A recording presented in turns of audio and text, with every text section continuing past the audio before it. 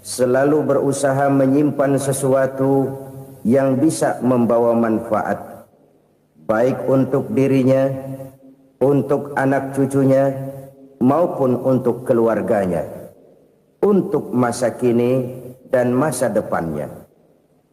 Kadang simpanan itu berbentuk uang, kadang berupa tanah, lain saat berbentuk pabrik, dan lain sebagainya.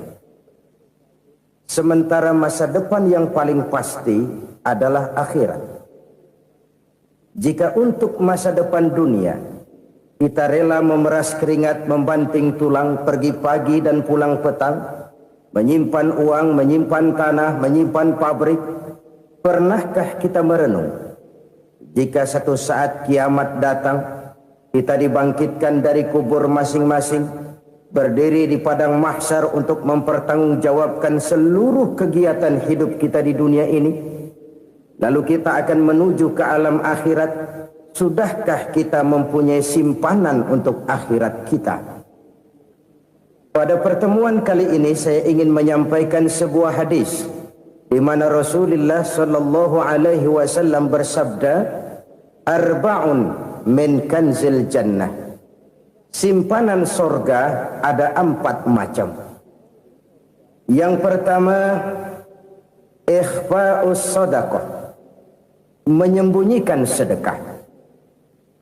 Saudara-saudara kaum muslimin, sebagaimana yang kita maklum bahwa Allah Subhanahu wa taala melebihkan sebagian rezeki dari kita terhadap yang lain. Ada yang kaya, ada yang setengah kaya, ada yang miskin, ada yang setengah miskin, dan selanjutnya. Ada yang gajinya kecil tapi penghasilannya gede. Ada yang penghasilannya gede tapi nggak punya gaji. Ada juga yang memang gajinya gede dan penghasilannya gede. Kelebihan rezeki merupakan sunnatullah dan tidak harus membuat kita merasa lebih dari yang lain.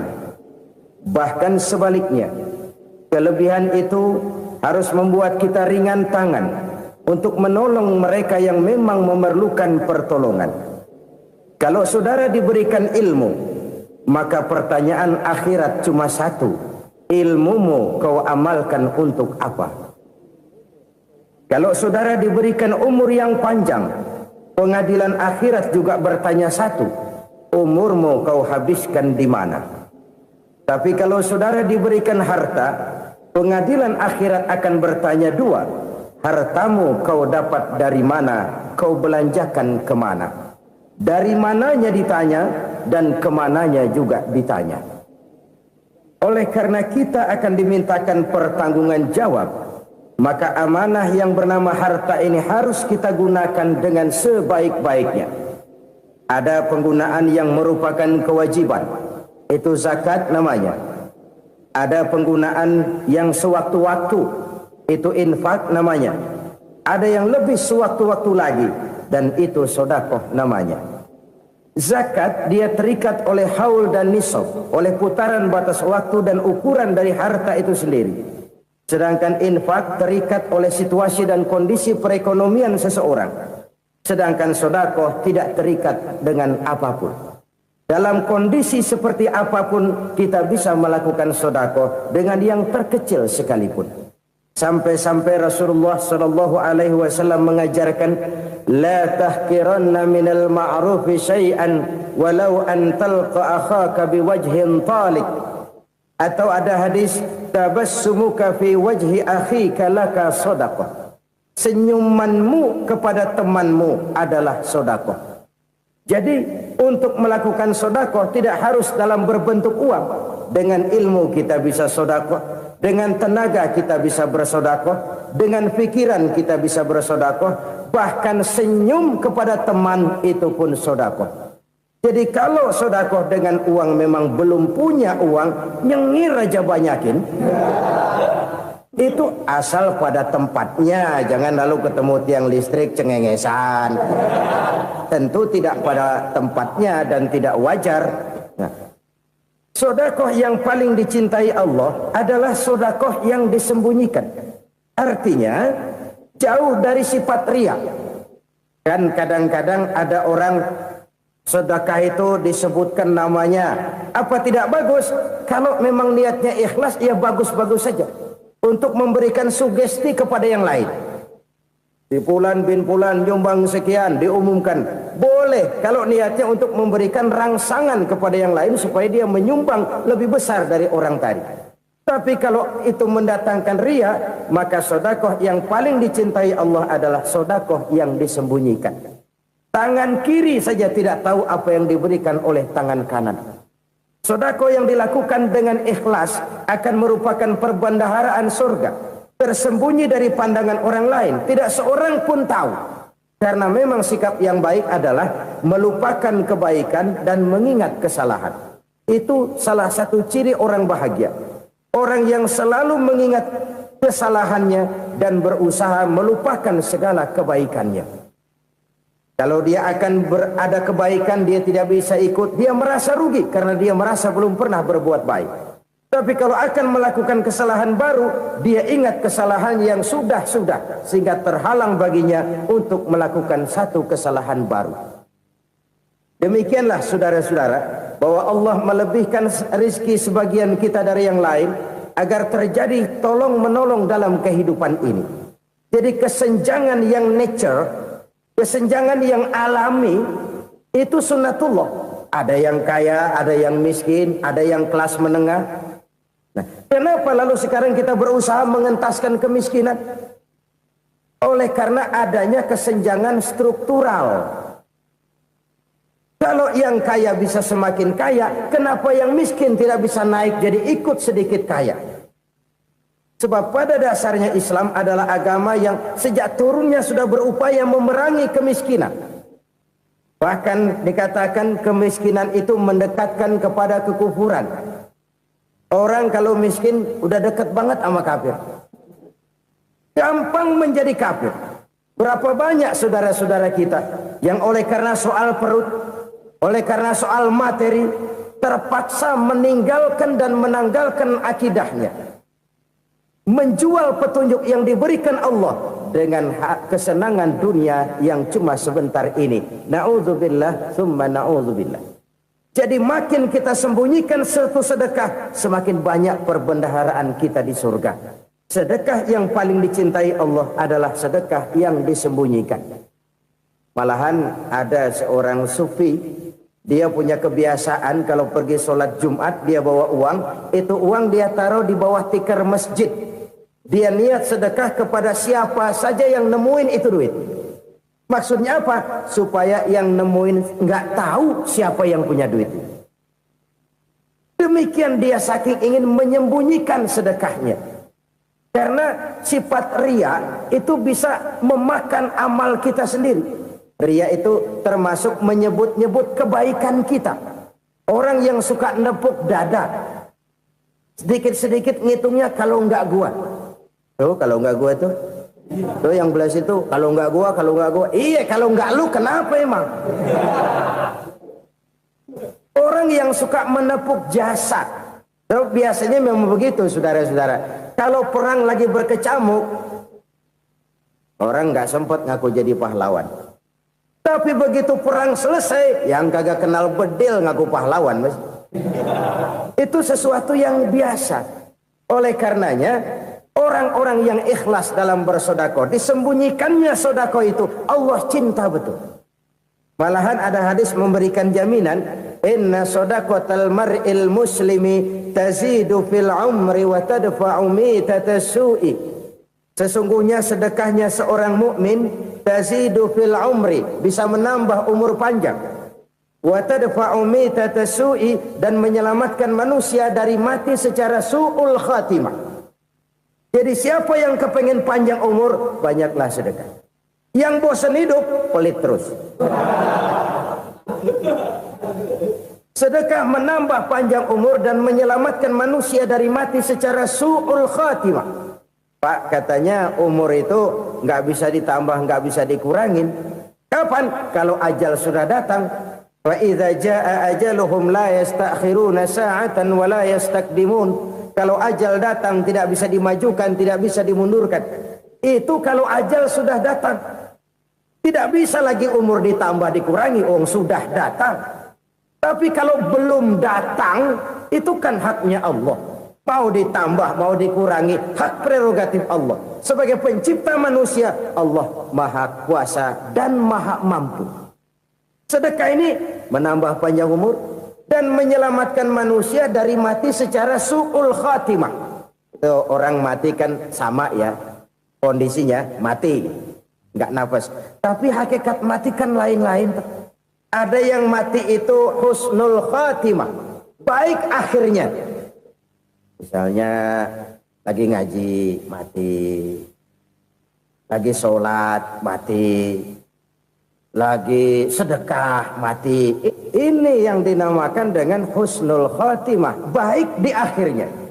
Sebaliknya ada yang su'ul khatimah, jelek di akhirnya. Ini yang jadi catatan akhir. Lagi nyekek botol, mampus. Lagi banting kartu, modar. Su'ul khatimah, jelek pada akhirnya. Sedekah menyelamatkan manusia dari mati secara su'ul khatimah. Dan kita semua kepengen mendapat husnul khatimah, jauh dari su'ul khatimah.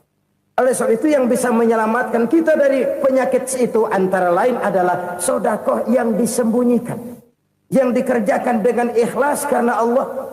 Tidak karena kepengen dipuji orang, tidak karena ingin dikatakan orang pemurah, sebab orang dermawan itu orang yang memberi tanpa harus diminta. Kalau masih harus diminta, ya belum dermawan namanya, masih harus diminta. Kalau nggak diminta ya tulus, lolos, polos. Saudara-saudara kaum muslimin rahimakumullah.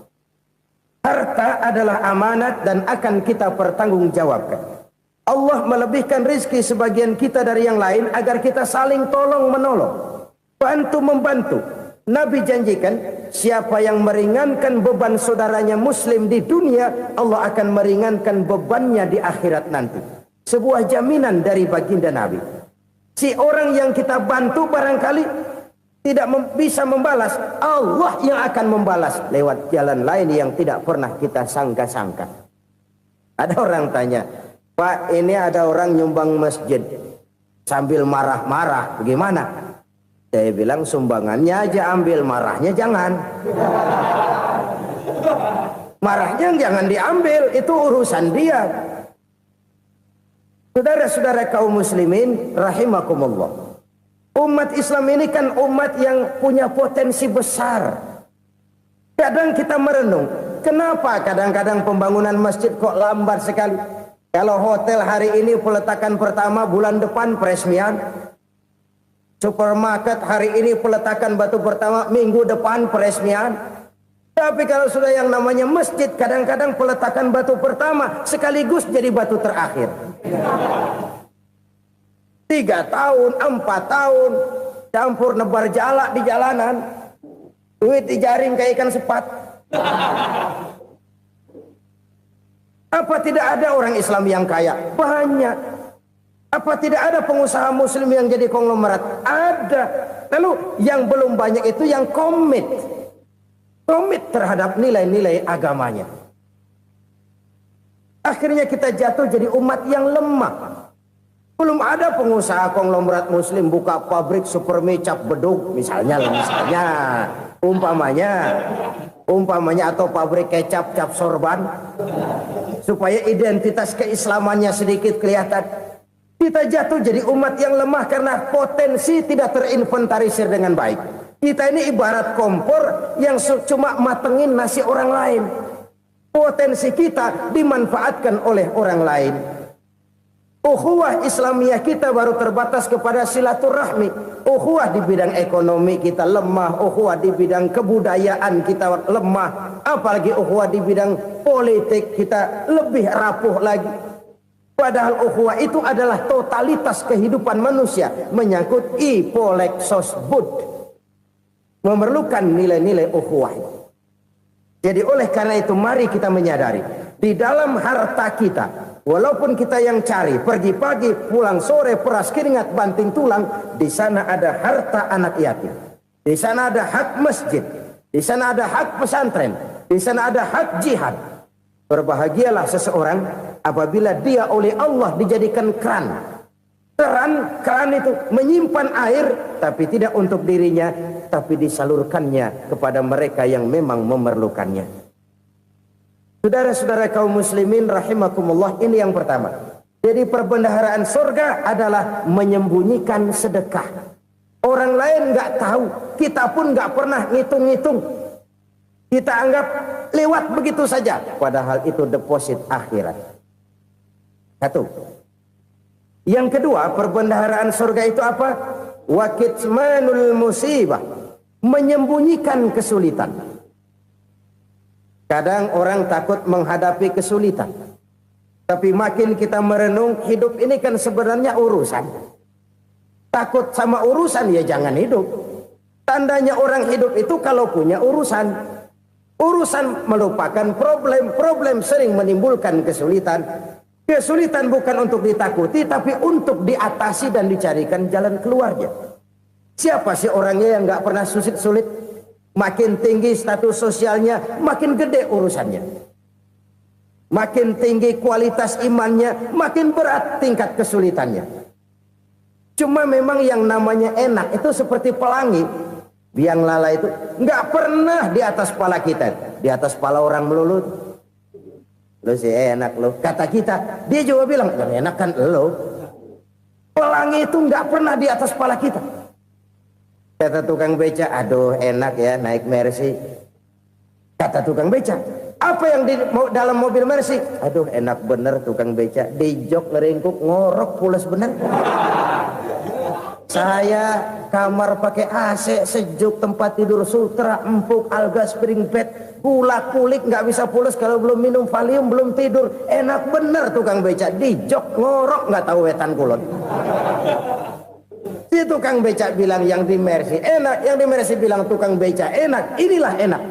Nggak pernah di atas kepala kita, di atas kepala orang lain melulu enak itu. Nah, saudara-saudara, yang merupakan perbendaharaan surga itu orang yang bisa menyembunyikan kesulitan, baik pribadi ataupun rumah tangga. Nih terutama rumah tangga yang jadi soalnya. Kadang-kadang kita ini kalau senang, sebaliknya kalau senang kita diam, kalem aja, cuek. Banyak banget duit kita, bawaan diam aja udah. Malah ketemu orang takut. Tapi begitu susah, sekampung tahu.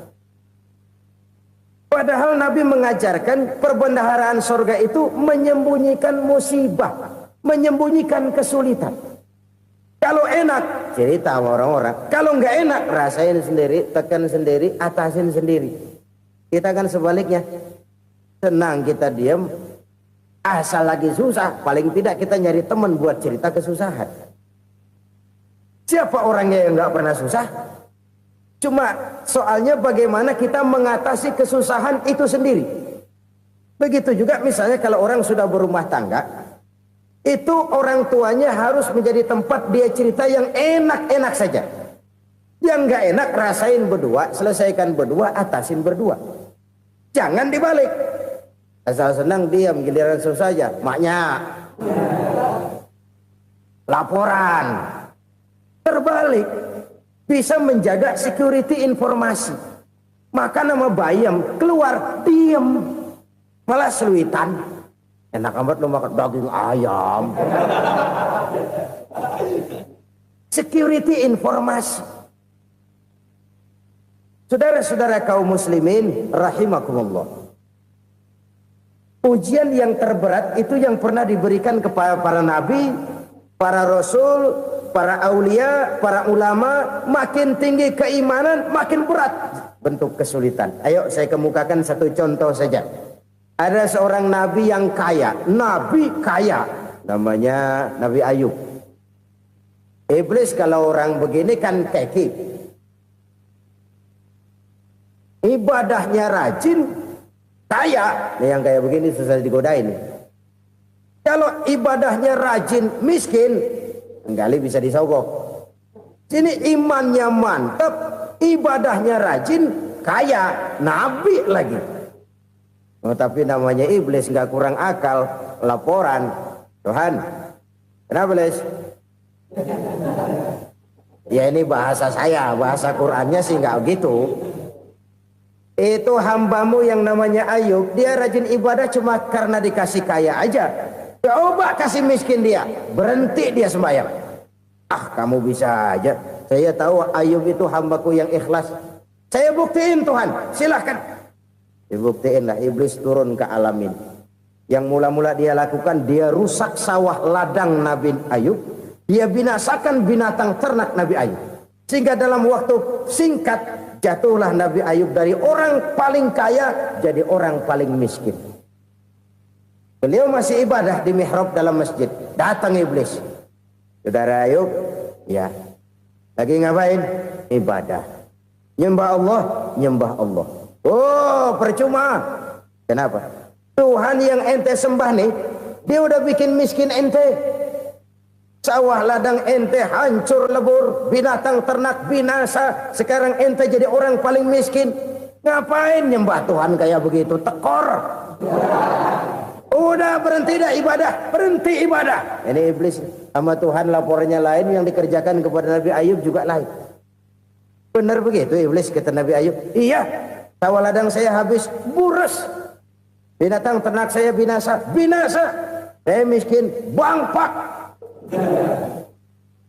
Apa jawab Nabi Ayub?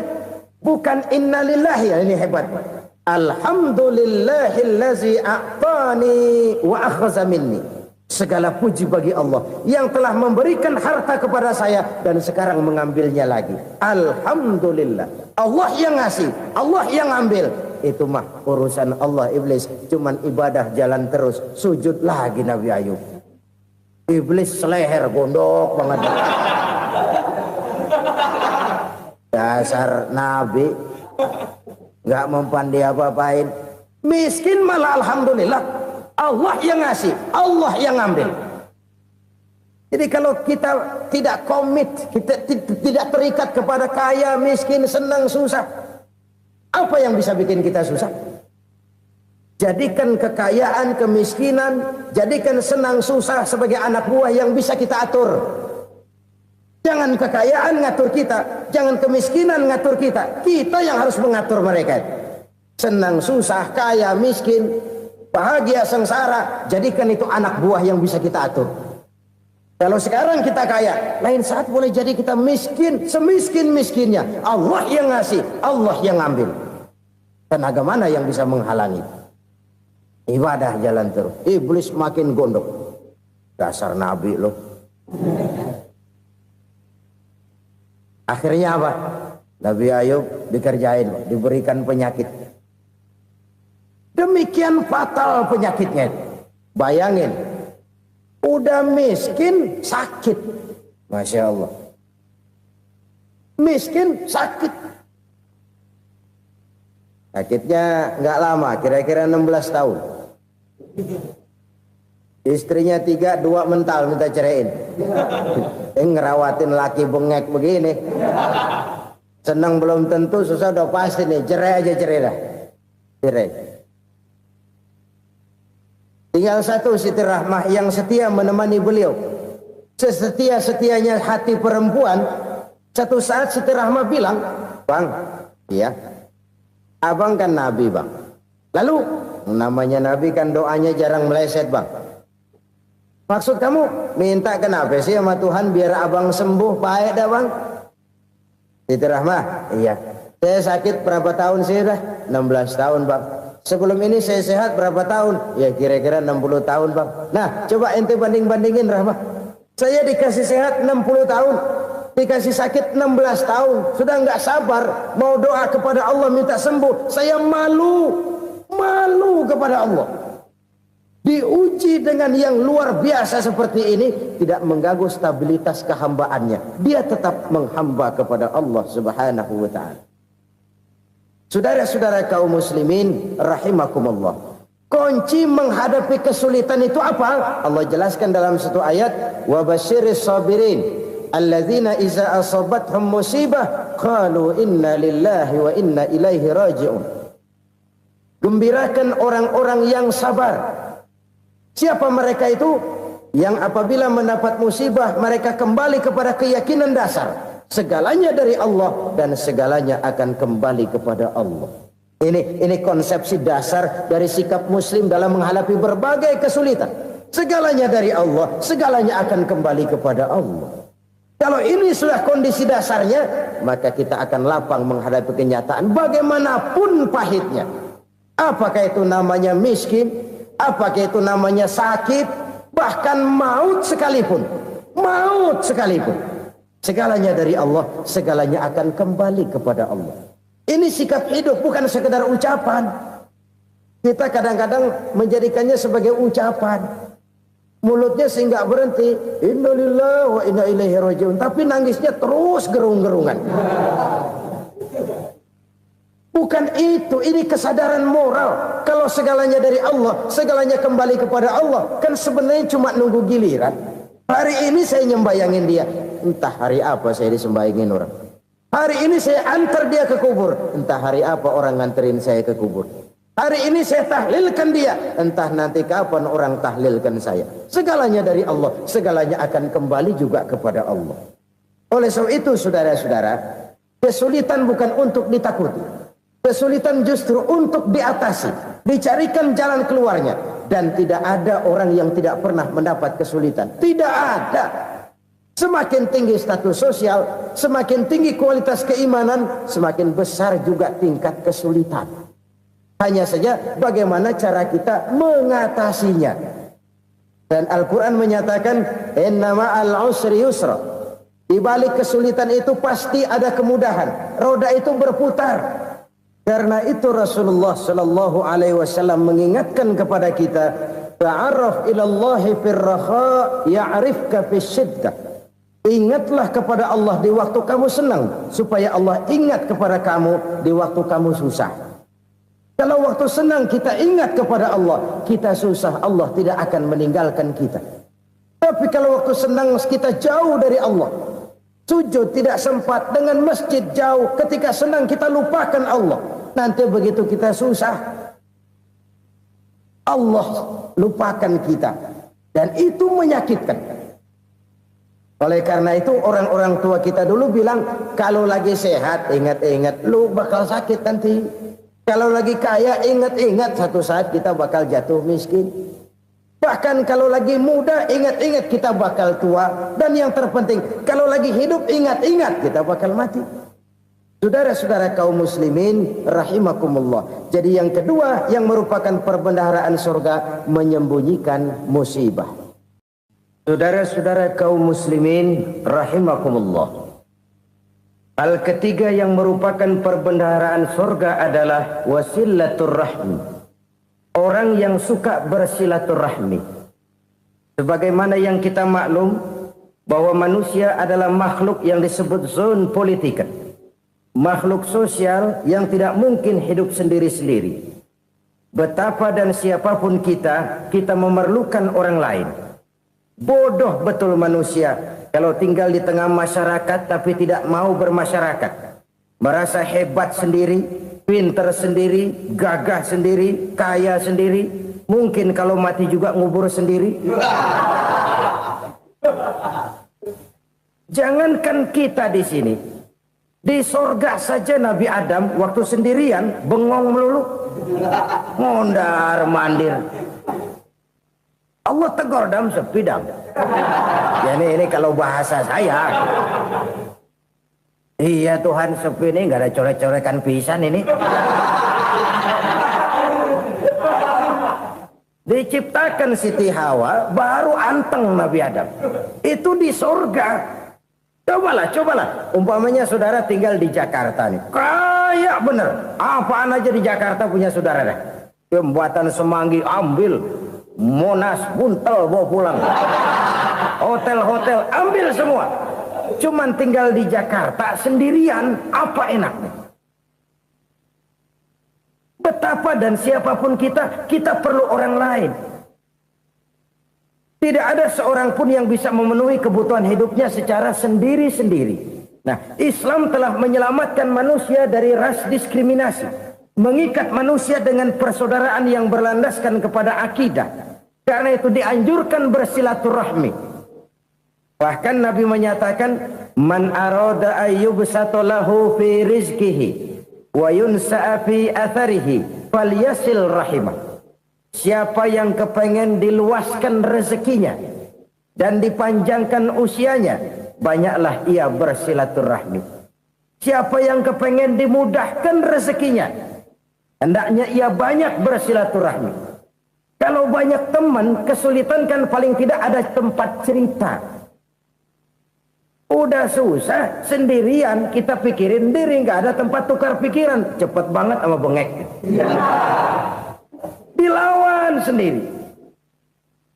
Nah, secara makro kita bisa berkata, tidak mungkin ada kemenangan kalau tidak ada kekuatan. Tidak ada kekuatan kalau tidak ada kesatuan dan persatuan. Tidak mungkin ada kesatuan dan persatuan tanpa semangat silaturahmi. Kalau umat Islam mau menang, dia harus kuat. Kalau umat Islam mau kuat, dia harus bersatu. Kalau umat Islam mau bersatu, dia harus membudayakan silaturahmi ini. Bahkan sampai-sampai kata Nabi, kalau bisa cari nilai tambah. Apa? Silman qata'ak. Bersilaturahmilah kau kepada orang yang marah denganmu. Masya Allah, indahnya ajaran agama kita. Orang yang marah pun kepada kita, kata Nabi, kalau bisa bersilaturahmilah kepadanya, kepada orang yang marah itu. Di situ nilai tambah. Cuman jujur nih hadis, ngucapinnya gampang, ngamalinnya yang berat banget. Orang marah sama kita, kita disuruh silaturahmi, ada apa malu? Lu marah, ada gua marahan lagi. Tunggu pikirin. Saudara-saudara kaum muslimin rahimakumullah. Tapi ini yang diajarkan, bahkan ini yang dicontohkan oleh baginda Rasul. Bagaimana begitu mudah, misalnya satu saat Abu Jahal ini ngatur strategi bagaimana bikin Muhammad celaka. Dia gali lubang di depan tempat tidurnya. Dia tutupin daun korma. Terus dia panggil seseorang, ke sini. Kasih tahu Muhammad, pamannya sakit keras, minta ditengokin. Berangkat orang ini ke sana. Muhammad, labbaik. Pamanmu sakit keras, dia minta ditengokin. Baik, saya akan datang menjenguk beliau. Berangkatlah Nabi ke rumah Abu Jahal tanpa prasangka apapun. Abu Jahal udah pasang setil, selimut 3 rangkap setengah dia pakai, persis kayak orang meriang. Tapi sembari ngintip dari balik selimut, begitu Muhammad buka pintu, nah masuk perangkap nih. Muhammad jalan menuju tempat pembaringan. Makin lama makin dekat, makin lama makin dekat, makin dekat ke lubang yang dipasang oleh Abu Jahal itu. Dalam hati Abu Jahal, terus dah jatuh, mampus dah lo ini. Mampus lo hari ini nih. Apa yang terjadi? Malaikat Jibril datang. Muhammad, pamanmu cuma pura-pura sakit. Di depan tempat tidurnya ada lubang perangkap supaya kamu jatuh ke situ. Sudah, kamu pulang. Balik kanan Nabi. Sudah hampir jatuh ke lubang, balik kanan, pulang. Bayangin kecewanya Abu Jahal. Muhammad dikit lagi, Muhammad dikit lagi. Enggak paman, saya pulang aja. Emosi bangun dari tempat tidur, enggak sadar kalau lagi pura-pura sakit. Lompat ngejar Nabi, dia lupa dengan lubang yang dia gali. Usrak, nyemplung sendiri ke dalam lubang.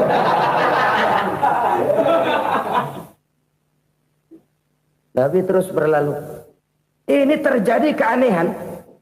Jatuh ke lubang yang dia gali itu sebenarnya nggak terlalu dalam ya, antara 3-4 meteran lah. Tolong saya jatuh ke lubang ini. Datanglah pelayan-pelayannya itu. Angkat saya dari sini. Oh, yang ngulurin tambang. Satu gulung, belum juga nyampe itu tambang. Kurang, beli lagi ke warung. Sambung, ulur lagi, nggak juga bisa sampai. Wah, ini kerjaan Muhammad ini. Tolong, siapa salah seorang kamu ke rumah Muhammad, kasih tahu encangnya kecebur. Minta ditolongin. Sampaikan kepada Rasul. Kenapa? Pamanmu jatuh ke lubang, Muhammad minta tolong diangkatin. Tambang udah nyambung-nyambung nggak nyampe juga. Ya, nanti saya datang, saya tolong. Coba. Nyata-nyata orang berniat jahat mau mencelakakan dia. Datang dia menolong. Ini yang disebut air tuba dibalas air susu ya ini. Bukan sebaliknya. Air tuba dibalas air susu. Paman, kecebur ya? Iya Muhammad, tolong ini. Pegang tangan saya. Nabi ulurkan tangannya. Nyampe. Dipegang oleh Abu Jahal. Diangkat ke atas. Sampai atas. Apa kata Abu Jahal? Sihirmu memang hebat Muhammad. Udah ditolongin dikata sihir. Yang enak kita kemplang kan itu orang begitu. Urusan apa? Tapi inilah akhlak. Kalau bisa kamu bersilaturahmilah dengan orang yang marah kepadamu sekalipun. Orang marah kita tetap baik. Kalau kita berbuat baik sama orang yang memang baik, rasanya sih biasa-biasa aja. Orang baik kita baik lagi, ya draw aja, belum ada nilai tambah di situ.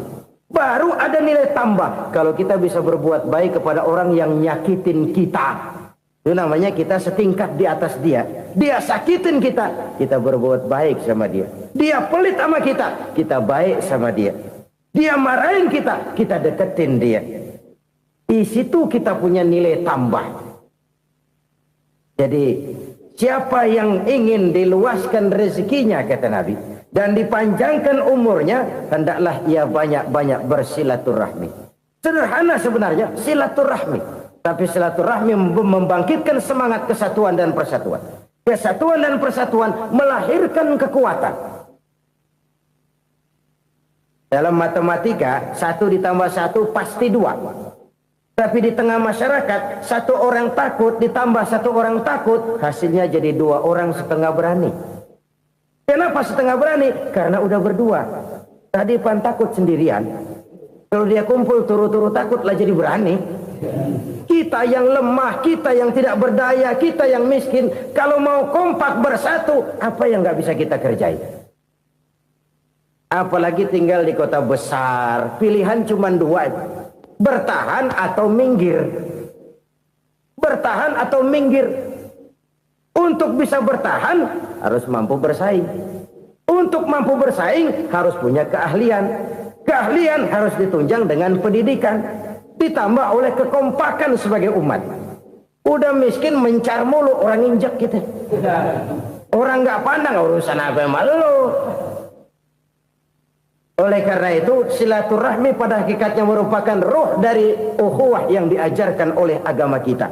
Bagaimana Islam menyelamatkan masyarakat manusia dari ras diskriminasi, mengikat manusia, dan tidak ada persaudaraan yang lebih indah selain persaudaraan yang diikat dengan nilai-nilai akidah. Sepanjang orang di jalan Allah, itulah saudara kita. Keluar dia dari jalan Allah, selesailah persaudaraan sampai di situ. Karena itu kalau ingin menyimpan sesuatu di surga, banyaklah bersilaturahmi. Datang ke rumah ini, datang ke rumah itu, dan lain sebagainya. Itu simpanan kita di akhirat nanti. Ini yang ketiga. Saudara-saudara, yang keempat, perbendaharaan surga itu apa? Wa qawlu la hawla wa la quwwata illa billah. Ucapan la hawla wa la quwwata illa billah. Ibadah kan ada yang berat, modalnya besar. Bangun masjid berat, modalnya besar. Bangun rumah sakit berat, modalnya besar. Ada ibadah yang berat tapi modalnya ringan. Misalnya puasa. Puasa itu berat, mengendalikan nafsu.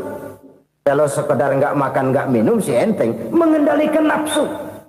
Itu jihad terbesar, tapi kan modalnya ringan, cuma niat saja. Ini ibadah berat, modalnya ringan. Ada ibadah yang ringan, modalnya juga enteng. Seperti termasuk ucapan la haula wa la quwwata illa billah. Tanpa sadar, la haula wa la quwwata illa billah. Nyelengin tuh di surga. Nyelengin, kita nggak terasa, nyelengin simpenan akhirat. La haula wa la quwwata illa billah. Nyimpan lagi. Kaget, la haula wa la quwata illa billah, nyimpan lagi, banyak simpanan. Walaupun sebenarnya yang dimaksud di sini adalah kesadaran batin bahwa tidak ada daya dan kekuatan kecuali Allah. Itu intinya. Kita memulai pekerjaan disunahkan baca bismillah, kan begitu.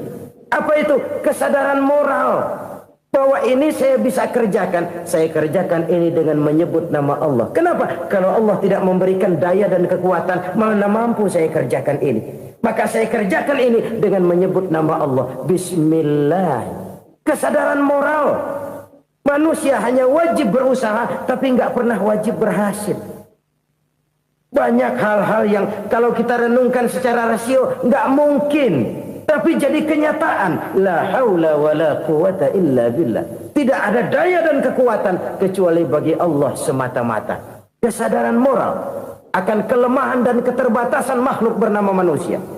Kadang kita kagum dengan otak, tapi kita sering lupa sama yang bikin otak. Padahal bagaimanapun hebatnya otak, yang bikin otak pasti lebih hebat dari otak. Nggak percaya, silahkan otak-otakan. Inilah kecenderungan. Kita kagum dengan pesawat-pesawat mutakhir, bukan main besi gede banget terbang itu. Alangkah hebatnya. Lalu apa yang bikin otak tidak lebih hebat dari itu semua? Kita puji laut. Apa yang bikin laut tidak lebih hebat dari laut itu? La haula wa la quwata illa billah. Tidak ada daya dan kekuatan kecuali Allah. Apa yang bisa kita lakukan kalau tidak karena daya dan kemampuan yang diberikan oleh Allah kepada kita? Lahirlah sikap tawadu, rendah hati, tidak melonjak menjadi angkuh dan sombong, sadar akan kelemahan dan keterbatasan diri sebagai makhluk yang diciptakan oleh Allah Subhanahu wa taala. Jadi satu sisi ini ucapan yang berpahala, la haula, jadi wiridan. Pada sisi lain ini kesadaran moral, sikap mental, kesadaran batin bahwa yang punya daya dan kekuatan itu cuma Allah. Kita nggak pantas untuk sombong, sebab sombong itu pakaiannya Allah. Kita nggak sedang pakai pakaian Allah, kegedean. Dan makin kita renungi, makin terbentur. Apa sih yang bisa kita sombongin? Kita mau sombong apa? Kaya, pintar, itu kan semua relatif. Di atas langit masih ada langit lagi. Jadi oleh karenanya, marilah kita menyadari. Manusia hanya wajib berusaha, tapi tidak pernah wajib berhasil. Yang berusaha saja tidak wajib berhasil, apalagi yang tidak berusaha. Islam bukan agama orang pemalas yang selesai sholat lalu endelohom, nggelenggem ayem-ayem. Tapi Islam bukan agama orang sombong yang setelah berusaha lalu tidak memerlukan Allah. Kita bisa saja bikin proyeksi, tahun sekian kita bakal panen besar menurut perhitungan otak. Tapi ada kejadian lain. Apa? Tikus ngambek. Habis itu dimakanin tikus, panen gagal. Proyeksi rasional gagal oleh tikus-tikus yang ngambek itu. Bisa saja terjadi. Tahun depan kita panen besar. Urung. Kenapa? Musim panas panjang. Dan sekarang ini koran-koran bikin berita musim mengalami penyelewengan. Bukan cuma manusia yang nyeleweng sekarang. Musim pakai nyeleweng. Mestinya kan musim hujan udah selesai. Masih hujan-hujan juga. Musim. Nah sekarang kita boleh bikin proyeksi. Kita bakal panen besar. Tahu-tahu musim panas panjang. Sawah retak, air kering. Cari teknokrat yang paling botak. Suruh pendekin tuh musim panas. La haula wa la quwata illa billah. Inilah kesadaran moral. Saudara, saya teringat satu saat ada seorang konglomerat. Umurnya ya kira-kira 70-an. Satu saat dia ditanya oleh wartawan, "Pak, umur Bapak berapa sih?" "Ya paling 10 tahun." 10 tahun? 10 tahun? Anak Bapak berapa orang? Satu saja? Satu. Harta Bapak berapa? Ya paling-paling bangsa 7 juta kali. 7 juta? Iya. Pak, kenapa Bapak bohongi saya? Bapak punya buku biografi. Koran-koran, majalah-majalah banyak memuat cerita riwayat hidup Bapak. Saya tahu umur Bapak 70. Kenapa bilang cuma 7 tahun? Saya tahu anak Bapak 8. Kenapa cuma bilang 1? Saya tahu harta bapak miliaran, mungkin triliunan, pabrik di mana-mana, bank di mana-mana. Kenapa bilang uang bapak cuma 7 juta? Nah, kata si konglomerat tadi, kamu benar nak, kamu benar. Umur saya kalau jumlahnya memang 70 nak. Cuman ingat-ingat saya, baru 7 tahun terakhir ini saya sujud. Baru 7 tahun terakhir ini saya berusaha dekat dengan Allah. Saya laksanakan perintahnya, saya jauhi larangannya. 7 tahun inilah rasanya yang ada nilainya di hadapan Allah. Yang 63 tahun matong, kelabu, kelem umur gue. Habis untuk maksiat, untuk munkarat. Maka ketika ditanya tadi, umur saya 7 tahun itu. Oh begitu Pak. Oh iya. Lalu anak Pak. Anak bapak kan 8. Kenapa bilang cuma 1? Nah, kalau jumlah hitungannya memang anak saya 8. Tapi dari 8 orang ini rasanya cuma 1 nih. Yang bakal jadi buah hati, belahan jantung. Pelanjut cerita, penerus sejarah. Bakal jadi anak soleh yang akan mendoakan saya. Cuma 1 rasanya anak saya ini yang bakal jadi buah hati saya. Besar-besaran saya. Yang akan mendoakan di kubur saya. Yang akan mendoakan di akhirat saya. Yang 7 orang mana, Masya Allah, yang 1 tenggeng, yang 1 nyekek botol mulu, yang 1 nggak karu-karuan. Makanya saya bilang 1 anak saya yang akan bisa mendoakan saya. Oh begitu Pak. Iya. Nah harta Pak, harta bapak kan triliunan, pabrik bapak di mana-mana, uang bapak hampir di tiap bank-bank besar. Kenapa bilang cuma 7 juta? Betul kau nak.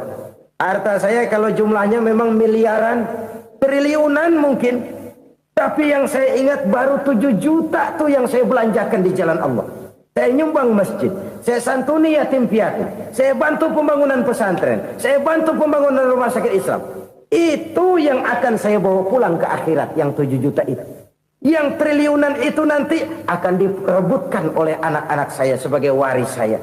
Jadi harta saya 7 juta itu yang bakal nemenin saya di akhirat. Yang akan saya bawa pulang jadi teman saya. Saudara-saudara kaum muslimin, jangan-jangan orang tua itu adalah kita-kita ini. Jangan-jangan kita-kita ini adalah orang tua itu. Jangan-jangan itu potret dari diri kita masing-masing. Dari sekian umur yang diberikan Allah, berapa tahun yang ada nilainya di hadapan Allah? Dari sekian anak-anak yang merupakan amanah, berapa yang akan mendoakan kita sebagai orang tuanya menjadi anak soleh? Dari sekian banyak harta yang diberikan Allah, berapa yang akan kita bawa pulang menghadapnya nanti, yang kita belanjakan di jalan Allah? Ini sebuah potret kehidupan. Karena itu kita kembali kepada la haula wa la quwata illa billah. Kita wajib berusaha, kita wajib berikhtiar. Selebihnya, segala daya dan kekuatan hanya milik Allah saja semata-mata. Satu kesadaran batin dari setiap pribadi muslim. Setelah ia berusaha dan berikhtiar, ia menyerahkannya kepada Allah Subhanahu wa ta'ala. Jadi, satu sisi ini merupakan wiridan ucapan yang mengandung pahala. Pada sisi lain, ini merupakan sikap batin dari seorang muslim di dalam ia menghadapi realitas kehidupan ini. Saudara-saudara kaum muslimin, rahimakumullah. Kalau ini kita jadikan satu basis kehidupan, maka ini akan menyelamatkan manusia dari kemungkinan tergelincir menjadi orang yang lupa diri dan lupa darat. Sebab itu Imamul Ghazali berpesan, jadidis safinah fa innal bahra amiq wa khuziz zad fa inna safara ba'id wa khaffifil hamla fa innal hamla sadid. Perbarui selalu kapalmu karena lautan sangat dalam. Bawa bekal yang banyak karena perjalanan ini sangat jauh. Ringankan beban karena kebanyakan beban akan menyakitkan. Alangkah indah kalimat ini, alangkah dalam makna yang terkandung di sana. Perbarui selalu kapalmu karena lautan sangat dalam. Apa artinya ini? Jaga mentalmu baik-baik. Pelihara imanmu baik-baik karena hidup penuh cobaan seperti lautan. Kita kalau berlayar di lautan kan kadang-kadang tenang, angin bertiup sepoi-sepoi basah. Jika malam datang bintang gemintang bertabur menghias cakrawala. Rembulan memantulkan sinarnya dengan indah. Dalam keadaan begitu berlayar enak. Tapi lain saat ombak menggunung, halilintar menyambar, angin topan bertiup. Berapa banyak sudah saudara-saudara kita yang tenggelam di lautan dunia tanpa sadar bahwa dia belum sampai kepada pantai yang akan dituju. Berapa banyak sudah saudara-saudara kita yang tenggelam di lautan dunia ini tanpa sempat bangkit lagi. Dia menyangka sudah sampai kepada tujuannya. Hati-hati kapal jangan sampai bocor karena lautan sangat dalam. Iman ini jaga baik-baik karena hidup penuh dengan ujian. Wa khuzizat fa inna safara ba'id. Bawa bekal yang banyak karena perjalanan sangat jauh. Saudara mau ke Bandung, bawa duit. Saudara mau ke Surabaya, banyakan lagi duitnya. Saudara mau ke Mekah, gepokan, iketan tuh duit nggak lembaran lagi. Makin jauh perjalanan, makin banyak bekal yang harus kita bawa. Kalau saudara dari Jakarta mau ke Surabaya, kagak bawa duit berangkat juga, itu sih bukan berani namanya, nekat. Sampai Surabaya belum tentu, sengsara di jalan udah pasti. Kenapa? Nggak bawa bekal berangkat. Sama juga kita nih, misalnya belum sempat sembahyang, mati. Waduh, berani banget orang. Belum punya bekal, mati. Sengsara di jalan. Atau bekal tidak cukup. Dari Jakarta saudara mau ke Surabaya, bawa duit 500 perak. Paling jauh Cikampek nyampenya itu. Paling jauh itu. Antara jauhnya perjalanan dengan bekal yang saudara bawa tidak seimbang. Hidup ini perjalanan panjang. A walking tour. Dimulai dari alam arwah. Sebelum jasad diciptakan, roh diciptakan lebih dulu. Dari situ pindah ke alam rahim. Dari alam rahim pindah ke alam dunia. Dari alam dunia pindah ke alam barzah. Baru menuju akhirat. Satu perjalanan panjang. Kalau bekal tidak bawa, sengsara di jalan. Bawa bekal yang banyak karena perjalanan ini sangat jauh. Wa khaffifil hamla, ringankan beban karena beban itu cuma akan menyulitkan. Kalau bekal itu sih keperluan, tapi beban nggak kita perluin, cuma ngeberat-beratin. Apa ini beban? Dosa, kecurangan, kebatilan, kesoliman, ketidakadilan, kesewenang-wenangan. Itu akan jadi beban kita di akhirat. Alangkah celakanya, perjalanan panjang, bekal tidak bawa, beban kelewat banyak, alamat sengsara di jalan. Pahala tidak ada, dosa berlipat ganda. Na'udzubillah, summa na'udzubillah. Kalau kita rangkum nasihat Al-Ghazali dengan kisah si konglomerat tadi, kita akan mengambil kesimpulan. Pertama, bekal terbaik dalam menghadapi gejolak kehidupan ini tidak lain adalah iman. Yang kedua, pahala dan dosa. Dua hal kontroversial. Pahala adalah bekal, dosa adalah beban. Tapi kita sekarang kan tidak begitu terangsang kepada yang abstrak. Orang berlomba mencari yang konkret-konkret saja. Yang real. Kalau memang dosa, benjol dong. Kira-kira begitu. Kira-kira begitu. Persis orang Yahudi dulu. Orang Yahudi itu kan pernah minta kepada Nabi Musa. Ya Musa lan nu'mina laka hatta narallaha jahrah. Musa, kami nggak bakal mau beriman kepada Allah kalau belum kami lihat Allah ada nongkrong di depan kami. Kalau memang Tuhan ada, taruh dong di depan kami. Mau yang konkret-konkret saja. Kalau memang dosa, benjol dong. Kalau memang pahala, berasa dong. Orang terangsang kepada yang real, yang konkret-konkret saja. Karena itu, untuk mengejar dosa, orang mau bayar. Tapi untuk mengejar pahala, walaupun tidak bayar, orang segan. Ini yang dikatakan oleh Nabi, kamu mengharapkan ke surga, tapi kamu berat melaksanakan sesuatu yang bisa membawa kamu ke surga. Kamu ingin jauh dari neraka, tapi tiap saat kamu lakukan perbuatan-perbuatan yang justru menjerumuskan kamu ke neraka. Idda'aitum an-najata minan nar wa ramaitum fiha anfusakum. Kamu ingin selamat dari neraka, tapi kamu lemparkan diri kamu ke neraka. Kamu ingin masuk surga, tapi berat sekali kamu melakukan perbuatan-perbuatan yang bisa menyampaikan kamu di surga. Saudara-saudara kaum muslimin rahimakumullah. Jadi hal keempat yang merupakan perbendaharaan surga adalah la haula wa la quwwata illa billah. Satu sisi ini merupakan ucapan yang memperberat timbangan akhirat. Pada sisi lain ini merupakan sikap hidup seorang muslim. Kesadaran batin yang sangat dalam bahwa tidak ada daya dan kekuatan kecuali Allah. Dan itu kita simbolkan pada saat memulai pekerjaan dengan Bismillah, dengan menyebut nama Allah. Satu kesadaran moral, saya hanya bisa melakukan ini karena diberikan daya dan kekuatan oleh Allah. Lahirlah sikap tawadu, rendah hati, tidak melonjak menjadi angkuh dan sombong. Saudara-saudara, sampai sini dulu jumpa kita kali ini. Semoga 4 perbendaharaan surga ini dapat kita lakukan, yang kelak akan merupakan bekal kita di kemudian hari nanti.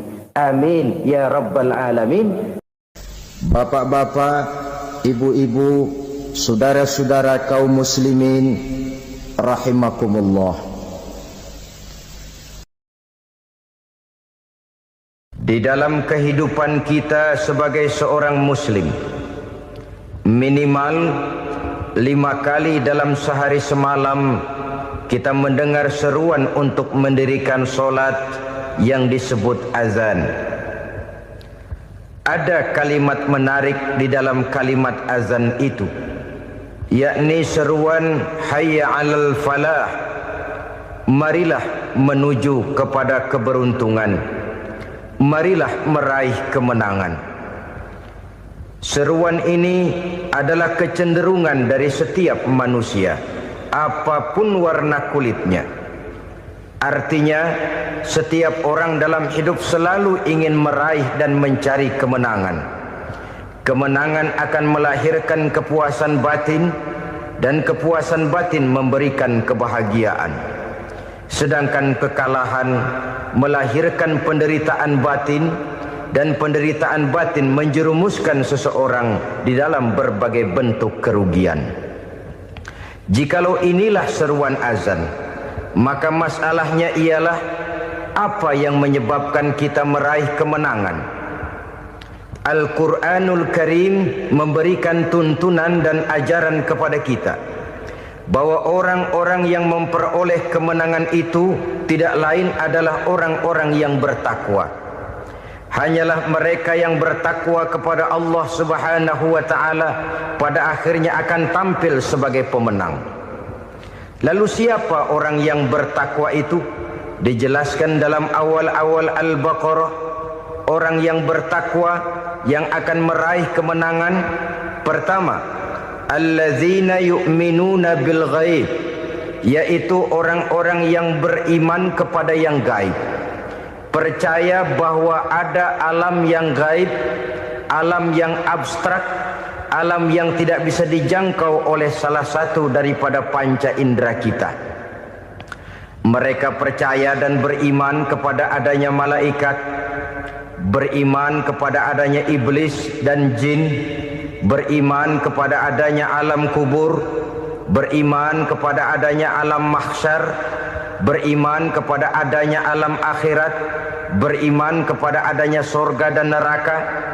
Beriman bukan cuma sekedar beriman dalam ucapan bibir saja, tetapi beriman yang nilai iman itu mampu mewarnai gerak dan gaya hidupnya. Iman yang meresap sampai ke tulang sumsum, kemudian memberikan dampak positif di dalam kehidupan manusia. Alam, kita tahu, adalah sesuatu yang selain Allah, dan Allah bukanlah alam. Apapun namanya selain daripada Allah, itu adalah alam. Alam pada hakikatnya terbagi menjadi 2. Ada alam syahadah, alam nyata, alam konkret, alam yang bisa dijangkau oleh salah satu indera kita. Kemudian ada alam ghaib, alam yang tidak bisa dijangkau oleh panca indera kita, alam metafisika, alam abstrak, alam yang wajib kita imani keberadaannya. Kita percaya bahwa malaikat itu ada, Kita percaya kepada jin, bahwa jin itu ada. Kita percaya kepada adanya iblis dan setan. Bukan percaya kepada iblis dan setannya, percaya bahwa iblis dan setan itu ada. Itu termasuk salah satu daripada sifat orang yang bertakwa kepada Allah. Saudara-saudara kaum muslimin rahimakumullah, kecenderungan pembangunan yang lebih bersifat materialistis biasanya menggeser aspek kehidupan rohani. Orang berpikir empiri, dan dalam pola pikir yang demikian maka alam gaib tidak lagi mendapat perhatian. Aspek kehidupan yang bersifat rohaniah malah mulai ditinggalkan. Akibatnya terjadilah kepincangan di dalam kehidupan kita. Pernah ada satu pengalaman pribadi dalam perjalanan kembali ke tanah air. Dalam pesawat di sebelah kanan saya duduklah seorang Jerman namanya Heiner Simonsen. Iseng saya ajak kenalan, saya ajak ngobrol, saya tanya dia. Saya bilang, Mas Heiner ini, kalau pesawat yang kita tumpangi ini jatuh ke bawah, kira-kira apa yang bakal terjadi, Mas? Dia bilang, kita semua akan mati. Begitu? Iya. Oke. Apa itu mati? Tanya saya. Dia bilang, untuk tahu apa itu mati, kita harus tahu lebih dahulu apa itu hidup. Saya pikir nih bule bisa ngomong juga. Baiklah kata saya. Apa hidup menurut Anda itu? Oh, hidup itu dia bilang, kalau seluruh anggota badan kita bekerja secara normal, paru-paru memompa darah secara normal, jantung berdetak secara normal, sel-sel tubuh bekerja secara fit, dan organisme tubuh hanya mau bekerja secara normal, dia bilang, kalau kita memberi makan yang cukup, menu yang teratur, dan gizi yang lengkap. Saya bilang, kesimpulannya apa, Ner? Dia jawab, hidup adalah dari tangan ke mulut. Life is from the hand to the mouth, kata dia. Hidup adalah dari tangan ke mulut. Jadi masalah hidup tidak lebih daripada masalah isi perut. Orang pergi pagi, pulang sore, peras keringat, banting tulang, perut yang dibelain. Saya bilang, you are wrong. Sampean salah, Ner. Kamu orang Islam bukan? Bukan. Pantas. Kenapa saya salah? Dia bilang, ya jelas salah. Salahnya di mana? Kamu ini manusia.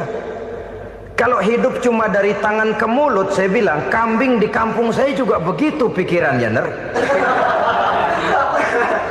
Itu kambing di kampung saya, asal perutnya kenyang, sudah hidup dia. Perkara besok bagaimana, lusa prospeknya macam mana, bulan depan ada apa, kambing nggak pernah mikir. Di kampung saya kambing juga pikirannya begitu. Kamu Kristen ya? Tadinya. Loh kok tadinya, lalu apa sekarang kamu ini? Dia bilang, sekarang saya netral. Saya tidak beragama, tapi saya percaya kepada Tuhan sebagai pencipta alam. Saya ingat benar dia bilang, I haven't any religious, but I believe to God as the creator of the world. Kenapa bisa netral begitu, Ner? Habis saya bingung katanya. Islam bilang Islam baik, Kristen bilang Kristen baik, Hindu Buddha bilang Hindu Buddha baik, semua agama baik. Saya netral sekalian, nggak beragama. Yang penting saya percaya kepada Tuhan. Saya bilang, Ner, kamu ini kayak orang mau beli celana, lalu bingung. Yang satu bilang Levi's bagus, yang satu bilang Blue Jean hebat, yang satu bilang Wool England hebat. Celana ini hebat, celana itu bagus, celana ini hebat. Semua celana bagus, kamu bingung. Akhirnya netral, tidak pakai celana. Itu juga salah. Saya pikir-pikir, kemudian saya melihat bahwa dua pola berpikir Heiner ini nampaknya sudah mulai menggejala di lingkungan masyarakat bangsa kita.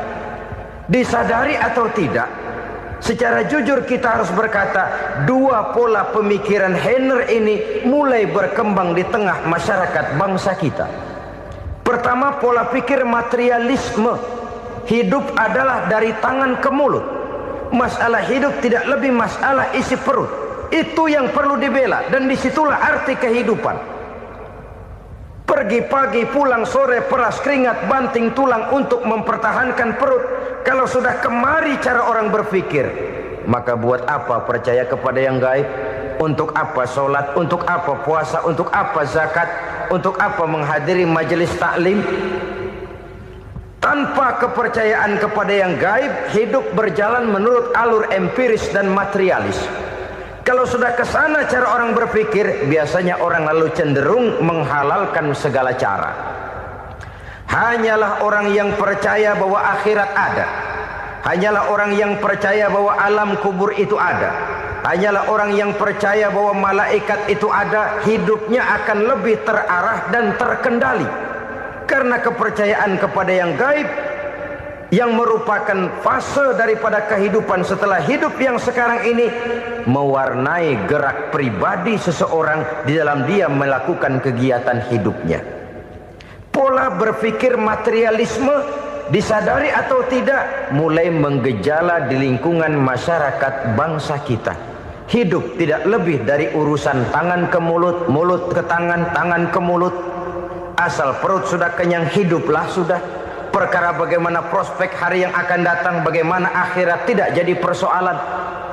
Ini yang oleh Nabi diperingatkan, ad-dunya sijnul mu'min wa jannatul kafir. Dunia adalah penjara bagi orang beriman dan surga bagi orang kafir.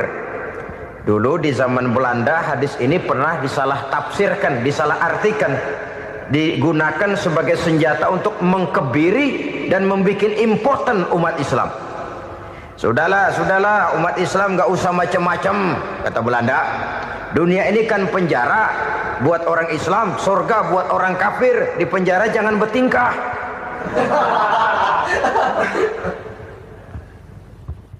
Pengertiannya tidak begitu.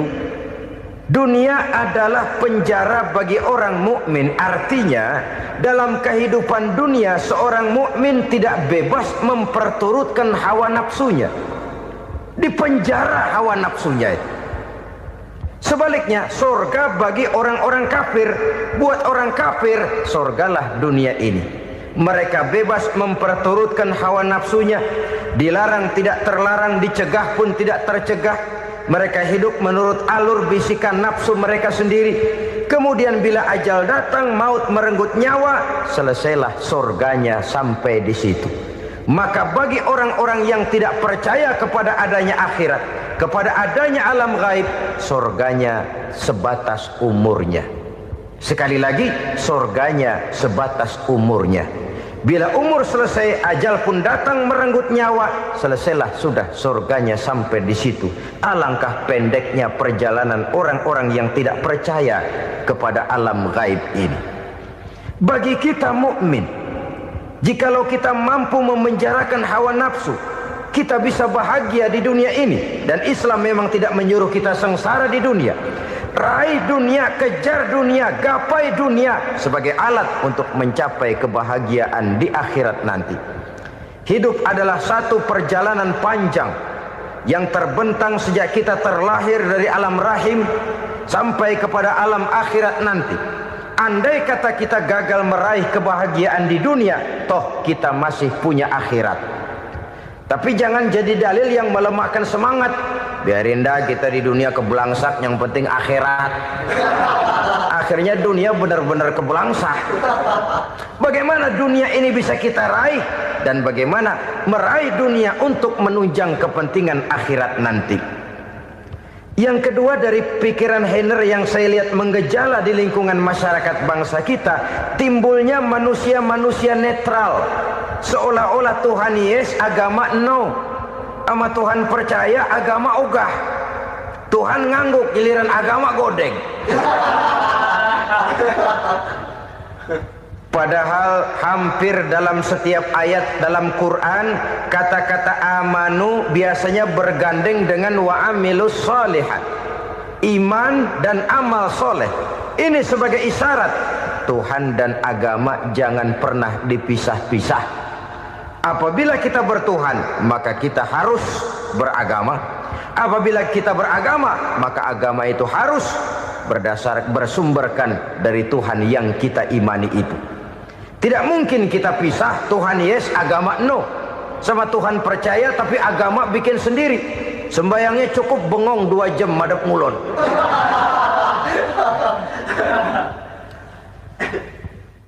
Saudara-saudara kaum muslimin rahimakumullah. Jadi dengan demikian, agama yang kita akui merupakan unsur mutlak di dalam pembangunan sekarang ini, merupakan bagian dari kehidupan yang menuntun kita bahwa di balik alam nyata ini, di balik alam syahadah ini ada alam gaib. Dan mudabbir, murabbi, yang mengatur, yang menguasai, yang memelihara baik dia alam nyata, baik dia alam gaib, tidak lain adalah Allah Subhanahu wa taala. Di sana ada satu super power, satu maha kekuatan yang kita perlu bersandar kepadanya. Sebagai makhluk nyata yang hidup di alam nyata, berbuatlah secara nyata sebagaimana harusnya kita berbuat. Karena Islam jelas bukan agamanya orang pemalas.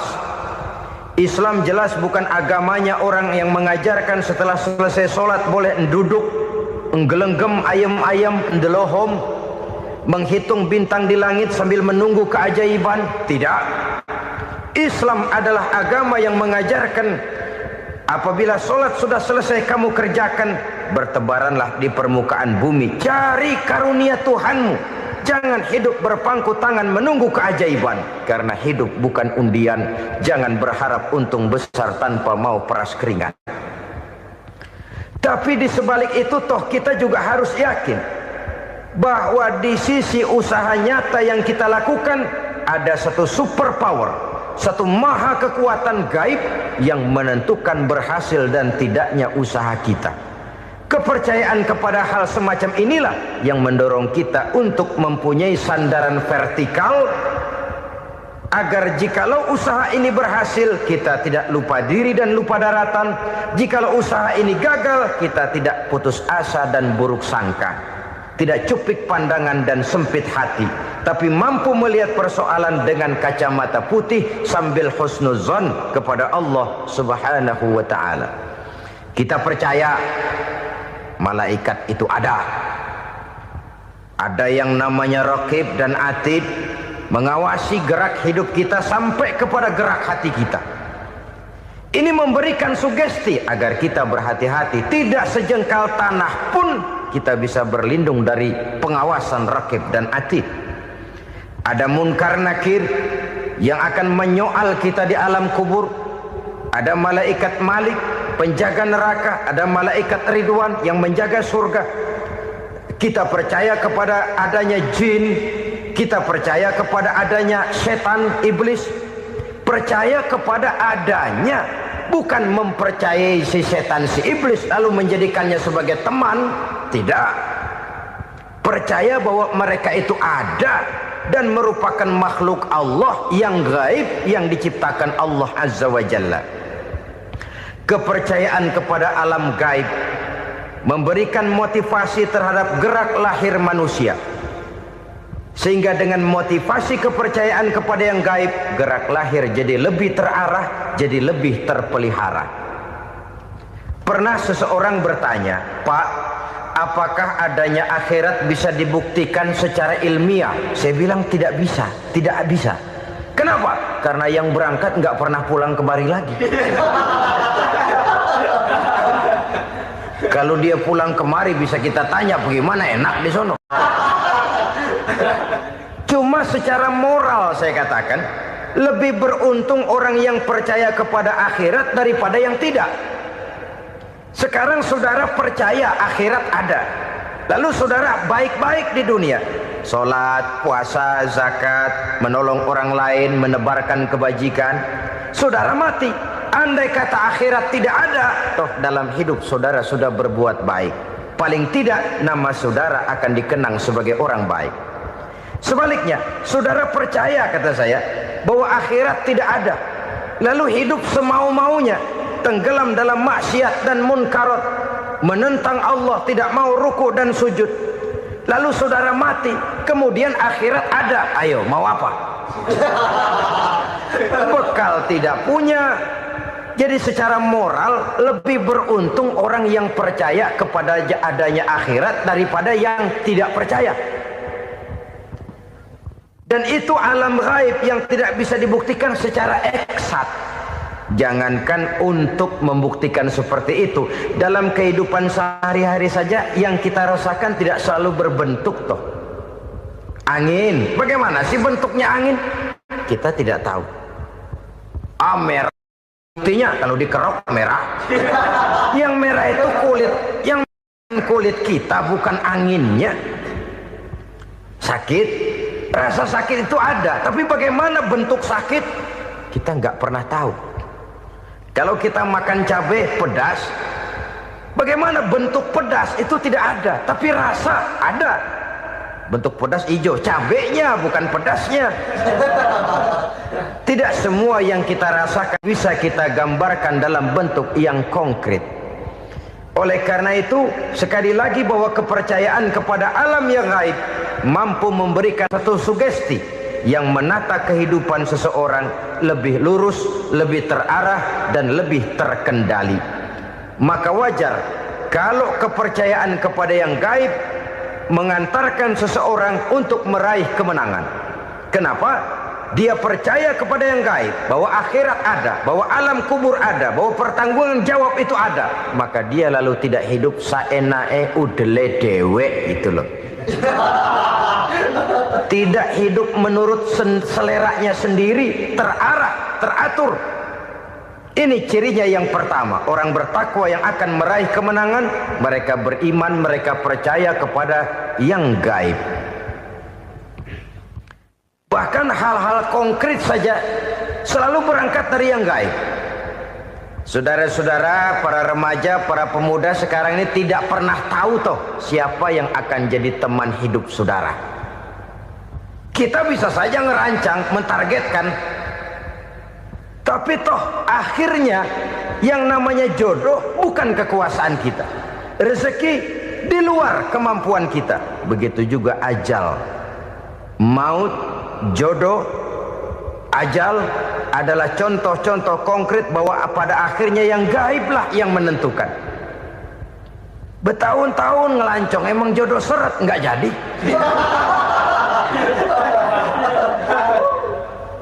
Begitu kenal baru setengah malam nginep ditangkap hansip kan.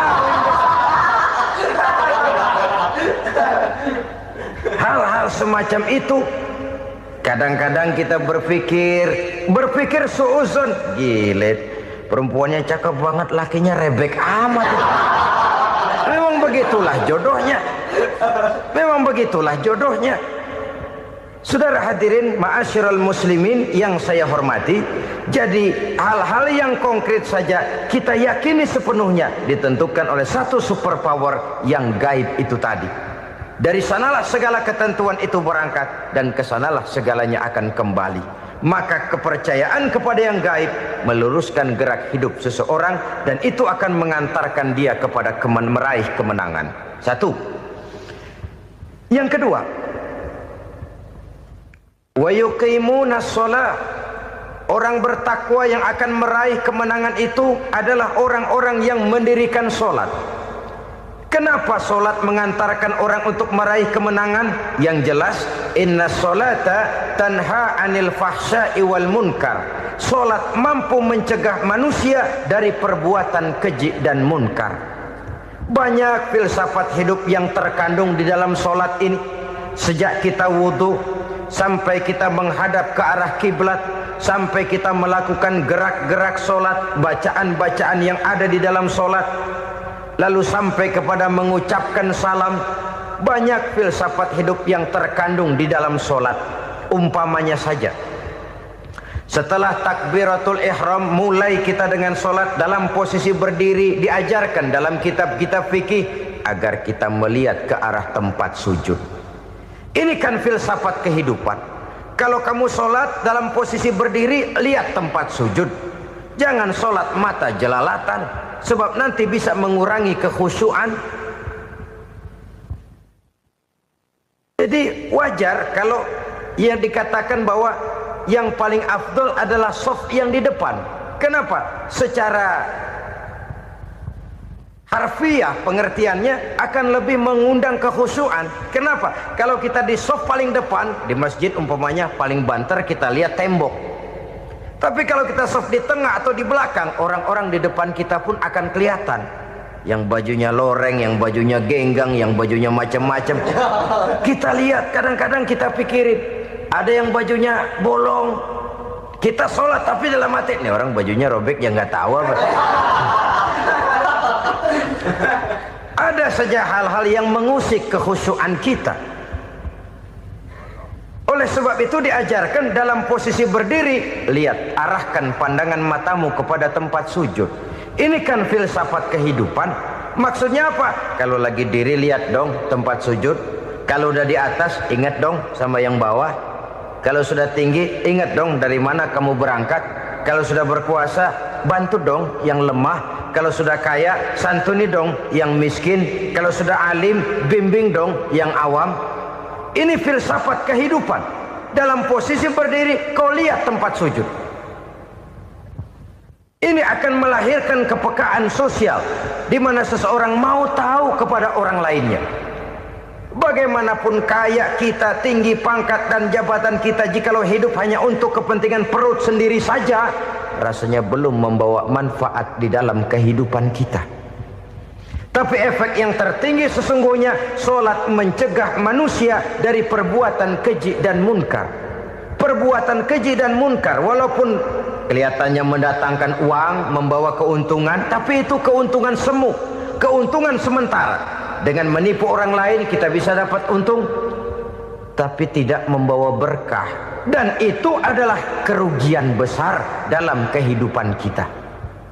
Maka untuk meraih kemenangan harus dimulai dengan membentuk kepribadian yang tegar, memiliki sandaran vertikal yang langsung kepada Allah Subhanahu wa ta'ala. Dan itu hanya bisa kita tempuh melalui jalur ibadah formal yang sudah ditentukan Allah, yakni sholat yang 5 waktu.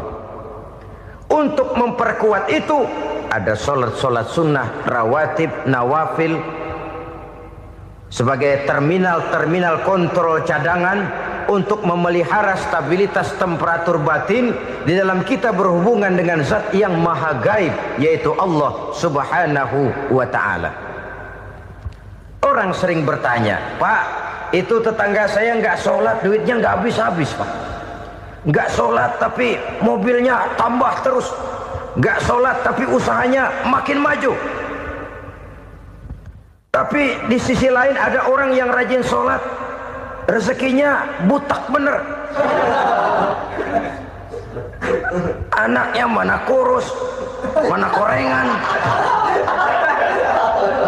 Saudara hadirin ma'asyiral muslimin rahimakumullah. Harus saya katakan bahwa sholat memang bukan untuk cari duit. Sholat adalah sandaran vertikal kita kepada Allah. Sedangkan soal rezeki itu berkaitan dengan sifat Allah maha pengasih dan maha penyayang. Allah maha pengasih, siapapun dikasih kalau mau usaha. Allah maha penyayang, tidak semua orang disayang oleh Allah Azza wa Jalla. Dan belum tentu banyak harta itu merupakan nikmat. Mungkin juga istidraj. Artinya istidraj itu dikasih tapi diambulin, kalau bahasa Betawinya itu. Dikasih tapi diambulin, itu bukan merupakan nikmat sesungguhnya, lebih merupakan azab dari Allah Subhanahu wa ta'ala.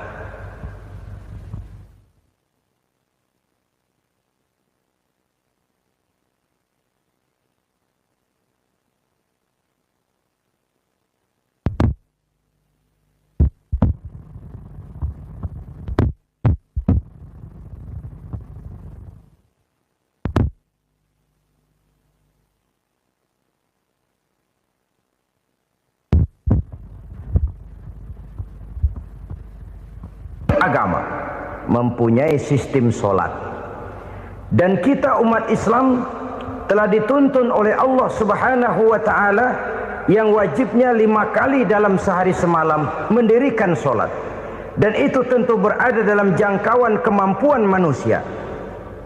Pada awalnya barangkali kita memang merasa solat itu satu kewajiban, tapi semakin kita hayati makna, manfaat dan filsafat yang terkandung di dalam ajaran solat, semakin sampai kita kepada keyakinan bahwa solat adalah keperluan kita. Sehingga pada waktu tertentu dinilai puncaknya, kita tidak lagi akan berkata saya wajib solat, tapi kita akan berkata saya perlu solat. Kalau kita sudah merasakan itu adalah keperluan kita, nah di sanalah kita baru akan merasakan ruginya kalau hal itu tidak kita laksanakan. Sepanjang kita masih berkata saya wajib sholat, kita akan lebih merasakan dia sebagai beban ketimbang sebagai keperluan. Yang jelas Allah tidak memerlukan ibadah yang kita laksanakan ini. Dengan kata lain, andai kata satu dunia penuh ini orang tidak ada yang sholat satu pun, Allah tidak akan turun dari jabatan Tuhan. Jangan lalu berpikir kalau kita ngambek se-RW kagak sembahyang Tuhan tekor kali ini ya. Tentu tidak. Itu perlunya kita, bukan perlunya Allah. Dan pada induknya kita akan berkata saya perlu agama. Kalau secara induk kita sudah memerlukan agama, maka konsep-konsep yang ada di dalam ajaran agama itu pun adalah juga merupakan keperluan kita. Baik dia bernama sholat, baik dia bernama puasa, baik dia bernama zakat, baik dia bernama haji, seluruhnya adalah keperluan kita. Dan sesuatu yang kita perlukan apabila tidak kita laksanakan akan melahirkan kerugian di dalam kehidupan. Jangan heran kalau kita membaca riwayat perjalanan hidup para salafus soleh, orang-orang soleh. Ada yang tahajud sampai 100 rakaat, ada yang sholat malam kakinya sampai bengkak. Kita sekalinya bengkak biri-biri. Ada yang sholat membaca surah dalam Al-Quran sampai khotam Quran. Kok mau? Mereka sudah merasakan itu keperluan. Itu saja soalnya. Satu saat pun jikalau kita merasa bahwa itu keperluan saya, kita pun akan melaksanakan seperti itu. Keperluan saya dalam kehidupan. Inilah yang kedua.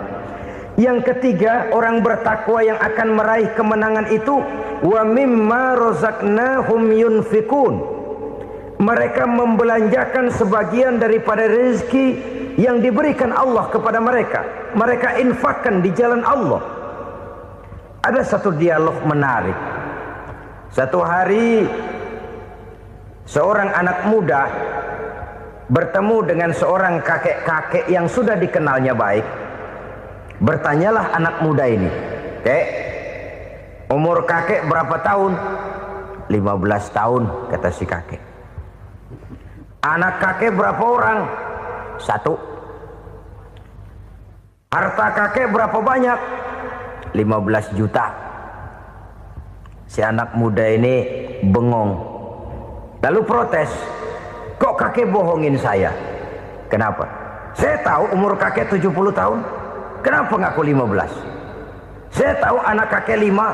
Kenapa bilang 1? Saya tahu kakek miliuner, miliaran uang kakek. Kenapa ngaku cuma 15 juta? Begini, kata si kakek tadi. Benar, umur saya 70 tahun. Tapi dari umur yang 70 tahun itu baru 15 tahun terakhir ini saya merasakan ibadah kepada Allah. Meninggalkan maksiat, jauh dari segala macam munkarat. Maka yang 15 tahun inilah yang benar-benar saya rasakan sebagai umur saya. Benar anak saya 5, tapi yang 4 susah diatur. Cuman 1 rasanya nih yang bakal jadi si buah hati belahan jantung pelanjut cerita penerus sejarah. Cuma 1 ini yang saya harapkan, yang akan jadi anak soleh, yang akan membuat saya menerima pensiunan pahala. Kalau yang 4 apek dah, nggak ada harapan. Yang satu nyekek botol melulu. Oh begitu. Iya. Lalu kenapa kakek bilang harta kakek cuma 15 juta padahal saya tahu kakek uangnya miliaran, depositonya banyak? Ya karena 15 juta itulah yang saya ingat yang pernah saya belanjakan di jalan Allah. Saya merasa itulah harta saya yang sebenarnya. Yang miliaran yang saya simpan di bank kelak kalau satu saat saya mati akan jadi rebutan di antara anak-anak saya. Iya kalau anak saya soleh kayak yang satu ini. Kalau yang 4 tadi udah tulen dia bakal berantem dah berebut tuh. Jadi 15 juta yang saya belanjakan di jalan Allah inilah yang saya merasakan benar-benar harta saya yang sesungguhnya. Dialog ini patut menjadi bahan renungan kita bersama. Diberikan kita umur 40, 50, 60, 70, 80. Berapa tahun dari umur yang diberikan itu yang jalan mulus, yang kita gunakan untuk melaksanakan ibadah? Banyak harta kita simpan di bank, di lemari, di dompet, di tas. Tapi berapa yang sudah kita depositokan di jalan Allah yang akan menemani kita di hari kita kembali nanti? Maka orang bertakwa yang akan meraih kemenangan, wa mimma razaqnahum yunfikun, mereka membelanjakan sebagian dari rezeki yang diberikan Allah di jalan Allah Subhanahu wa ta'ala. Ma'asyiral muslimin rahimakumullah. Zahirnya memang kita memberikan kepada orang lain, tapi hakikatnya kita menyimpan untuk diri kita sendiri. Kita memberikan kepada yatim piatu 25.000. Zahirnya kita memberikan si yatim, hakikatnya kan kita cuma nyimpan. Saya berikan titip kepadamu, ini untuk saya di akhirat. Kau boleh belikan baju, kau boleh belikan untukmu makan, kau boleh bayarkan sekolahmu. Ini untuk saya. Hakikatnya kita nyumbang masjid 1 juta, zahirnya kita berikan kepada panitia masjid, tapi hakikatnya kan cuma titip 1 juta ya untuk saya di alam kubur nanti. Silahkan kau boleh belikan semen, ini uang, belikan besi, belikan pasir. Saya cuma sekedar titip untuk kepentingan saya. Hakikatnya kita cuma sekedar menitip. Sebagaimanapun pada hakikatnya, apapun yang kita miliki dalam kehidupan kan cuma sekedar hak guna pakai, bukan hak milik mutlak. Harta kita, rumah kita, kendaraan kita, kebun kita, pabrik kita, hak guna pakai saja. Hak milik mutlak cuma untuk Allah Subhanahu wa ta'ala. Saudara-saudara kaum muslimin rahimakumullah. Ini yang ketiga. Kemudian yang keempat, orang-orang bertakwa yang akan meraih kemenangan, allazina yu'minuna bima unzila ilaika. Mereka yang beriman, mereka yang percaya kepada apa yang telah diturunkan kepadamu Muhammad, ay Al-Quran, yakni Al-Quranul Karim. Setelah percaya kepada yang gaib, mendirikan solat, kemudian menginfakkan sebagian dari rezeki yang diberikan Allah, mereka juga lalu percaya kepada yang diturunkan terhadap Nabi, yaitu tidak lain Al-Quranul Karim. Sekali lagi di sini, percaya bukan hanya sekedar percaya saja, tetapi percaya lalu menjadikan Al-Quran itu sebagai pedoman hidup. Sebab memang Al-Quran itu adalah GBHM, garis-garis besar haluan muslim. Apa yang harus kita lakukan, apa yang harus tidak kita lakukan, bagaimana mestinya kita bertingkah laku dan berbuat, seluruhnya tercantum di dalam Al-Quranul Karim. Itu sebabnya ketika satu hari Aisyah ditanya bagaimana akhlak Rasul, beliau menjawab, kana Rasulullah sallallahu alaihi wasallam khuluquhul Quran. Akhlak daripada Rasulullah tidak lain adalah Al-Quran. Jawaban simpel ini memberikan gambaran bahwa keseluruhan daripada konsepsi Quran sudah diterjemahkan dalam kehidupan Rasulullah Sallallahu Alaihi Wasallam. Karena kita tahu akhlak adalah keseluruhan dari gerak hidup manusia. Sejak ia berpribadi, berumah tangga, bertetangga, bermasyarakat, sampai kepada berbangsa dan bernegara, Al-Quran tetap memberikan sentuhan nilainya. Oleh karenanya, orang-orang yang bertakwa adalah orang-orang yang menjadikan Al-Quran sebagai pedoman dalam kehidupannya. Dan kita yakini Al-Quran diturunkan kepada Nabi Muhammad bukan merupakan produk Nabi Muhammad. Isi dan redaksinya langsung dari Allah Subhanahu wa ta'ala. Kemudian cirinya yang kelima, orang bertakwa yang akan meraih kemenangan itu, wa ma unzila min qablika. Tidak hanya sekedar percaya kepada yang diturunkan terhadap Nabi Muhammad yaitu Al-Quran, mereka juga percaya kepada apa yang pernah diturunkan kepada para nabi, kepada para rasul sebelum Nabi Muhammad. Percaya kepada adanya suhuf, percaya kepada adanya Taurat, percaya kepada adanya Injil, percaya bahwa Allah dahulunya sudah menurunkan Taurat kepada Musa, percaya bahwa Allah sudah menurunkan Injil kepada Isa, percaya Injil ada, Taurat ada, diturunkan Allah untuk Isa dan Musa, tetapi tidak wajib mengamalkannya karena kita sudah diberikan Al-Quranul Karim. Ini yang perlu saya garis bawahi.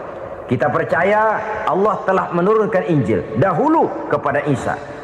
Kita percaya bahwa Allah telah menurunkan Taurat dahulunya kepada Nabi Musa. Kadang-kadang ini dijadikan dalih, dikacaukan pengertiannya. Quran saja mengajarkan bahwa orang yang bertakwa harus percaya kepada Injil, maka pakailah Injil. Apalagi kalau ayat sebelumnya ditilap, dihapus, dihilangkan, Injilnya yang ditekankan, maka akan terjadilah penekanan yang salah arah. Karena salah arah akhirnya bisa merusak dan menghancurkan akidah. Ketika Rasul suatu saat pernah ditanya orang, "Ya Rasul, bagaimana sikap kita sebagai muslim terhadap Injil yang ada sekarang?" Beliau menjawab, "La tukadzibuhu jami'an wa la tusaddiquhu jami'an." Jangan didustakan seluruhnya, jangan juga dibenarkan semuanya. Artinya, ini sudah merupakan gambaran dari Rasul bahwa dalam Injil yang ada sekarang masih ada ajaran-ajaran tauhid yang dibawa oleh Nabi Isa dan diajarkan kepada umatnya. Tapi juga dalam Injil yang sekarang ini sudah terkena intervensi dan investasi manusiawi. Karena itu Rasul menyimpulkan, la tukadzibuhu jami'an wa la tusaddiquhu jami'an. Jangan didustakan semua, jangan dibenarkan seluruhnya. Kita memang percaya Allah telah menurunkan Injil kepada Nabi Isa dulu, tapi kita tidak wajib mengamalkan Injil. Kita percaya Allah telah menurunkan Taurat kepada Nabi Musa, tapi kita tidak wajib mengamalkan kitab ajaran Taurat. Yang wajib kita percayai dan kita amalkan hanyalah Al-Quranul Karim. Kenapa? Oleh karena baik yang ada di dalam Taurat, baik yang ada di dalam Injil, tentu tercakup di dalam Al-Quran sebagai kitab terakhir yang diturunkan oleh Allah Subhanahu wa ta'ala. Dan itu wajar. Kalau seorang pejabat mau mengeluarkan satu keputusan baru, tentu dia harus meninjau keputusan-keputusan lama. Andai kata dianggap tidak berlaku, dianggap tidak relevan lagi, maka keputusan-keputusan lama itu tentu sudah dianggap tidak berlaku. Sebagian daripada aturan-aturan dalam keputusan lama yang masih dianggap relevan tercantum dalam keputusan baru yang wajib diamalkan. Begitulah hubungannya antara Al-Quran, Taurat, Zabur, dan Injil. 4 kitab samawi yang diturunkan Allah masing-masing kepada Zabur untuk Nabi Daud, Taurat untuk Nabi Musa, dan Injil untuk Nabi Isa alaihi wassalatu wassalam. Ketiga-tiga kitab itu kita percayai adanya, Kita yakini Allah telah menurunkan Zabur, Taurat dan Injil, tapi kita tidak wajib mengamalkannya. Yang wajib kita mengamalkannya sekarang ini tidak lain hanyalah Al-Quranul Karim saja, karena ia mencakup apa yang ada di dalam Zabur, apa yang ada di dalam Taurat, dan apa yang ada di dalam Injil. Keotentikannya bisa dipertanggungjawabkan. Ya, tapi kan Nabi Muhammad sudah mati 14 abad yang lalu, dan di zaman beliau Al-Quran kan belum dikodifikasikan, belum ditulis. Bagaimana keotentikannya bisa dipertanggungjawabkan? Mudah saja. Allah berjanji, inna nahnu nazzalna dzikra wa inna lahu lahafizun. Kami yang menurunkan Al-Quran dan kami yang akan menjaga dan memeliharanya. Allah turunkan Quran, Allah menjaganya. Bagaimana cara Allah menjaga Al-Quran itu? Banyaknya orang-orang yang hafaz Al-Quran. Hafaz Al-Quran 30 juz, 114 surah, 6.666 ayat. Sehingga jangankan satu kata, jangankan satu ayat, satu kalimat saja berubah, sudah akan timbul reaksi dan mudah dimengerti. Kenapa? Banyak orang-orang yang hafaz Al-Quran. Sedangkan pada setiap akhir tahun biasanya malaikat Jibril selalu mengadakan checking terhadap ayat-ayat yang diturunkan pada waktu itu. Di zaman Nabi sendiri sudah ada usaha kodifikasi. Dan yang lebih luar biasa lagi, sampai hari ini tidak seorang pun mampu membuat satu ayat saja semacam Al-Quran. Ke bahasa manapun dia diterjemahkan, naskah aslinya tetap ikut, rujukan dasarnya tetap ada. Berdasarkan itu, maka tidak mungkin terjadi penyelewengan terhadap atau pemalsuan terhadap ayat-ayat Al-Quranul Karim. Kesuciannya, keotentikannya, kemurniannya bisa dipertanggungjawabkan. Ma'asyiral muslimin rahimakumullah. Oleh karenanya, konsepsi dasar daripada ajaran Islam ini memang tidak lain adalah Al-Quran dan Sunnah. Isi daripada agama Islam yang merupakan iman, Islam dan ihsan, konsepsi dasarnya tidak lain adalah Al-Quran dan Sunnah Rasulullah Sallallahu Alaihi Wasallam. Maka yang kita perlukan sekarang ini adalah terjemahan Al-Quran di dalam kehidupan kita. Dengan demikian, maka gaya kehidupan yang lebih Qurani itulah yang kita dambakan. Kita perlu memang terjemahan Quran dalam bahasa Inggris, dalam bahasa Belanda, dalam bahasa Jepang, tapi yang lebih kita perlukan adalah terjemahan Quran di dalam kehidupan kita. Konsekuen, tidak memanipulasi, ringan sama kita jinjing, berat sama kita pikul. Jangan kalau lempengan ayat Quran tuh kira-kira enak diamalin, keras teriakan kita. Giliran kira-kira ayat Quran itu mukul kepala kita sendiri, diam kita. Itu ciri yang pernah disindir Allah dalam awal-awal Baqarah juga. Ciri beragamanya orang yang munafik. Kullama adha'a lahum masyawfih, kata Allah. Wa iza azlama alaihim qamu. Apabila terang mereka jalan, apabila gelap mereka berhenti. Artinya, kalau kira-kira di Islam nguntungin, rame-rame pada teriak Islam. Tapi ketika diminta untuk berjuang, ketika dituntut untuk berkorban, rame-rame mengundurkan diri. Nasib agama tidak ubahnya seperti daun pisang yang dikait orang di tepi jalan lantaran tak berpayung di ketika hari hujan. Manakala hujan usailah sudah, daun itu pun dicampakkan di tepi jalan, diinjak pula orang nan lalu. Artinya, orang menjadikan agama cuma sebagai lipstick, decoration only, tidak konsekuen. Hanya pada saat-saat kelihatannya Islam membawa keuntungan, rame-rame orang teriak-teriak tentang Islam. Tapi jikalau diminta berjuang, jikalau dituntut untuk berkorban, biasanya rame-rame juga mengundurkan diri. Jangan heran kalau mayoritas hitungan kita, tapi minoritas peranan kita. Kuantitas kita dalam jumlah, tapi dalam kualitas kita lebih sering jadi penonton daripada jadi pemain. Padahal itu sangat tidak boleh terjadi. Umat Islam di Indonesia harus bangkit. Umat Islam di Indonesia harus sadar akan keberadaannya. Tidak boleh hanya jadi penonton berpangku tangan, karena memang agama kita juga mengajarkan untuk konsekuen di dalam menjabarkan ajaran-ajaran daripada agama kita. Kita sering jatuh menjadi umat yang lemah oleh karena kita ini tidak pandai menggalang kebersamaan yang diakibatkan tidak konsekuennya kita. Diistilahkan bahwa umat Islam di dalam menggalang kebersamaannya itu harus seperti orang main sepak bola. Saudara-saudara kan tahu orang main sepak bola itu.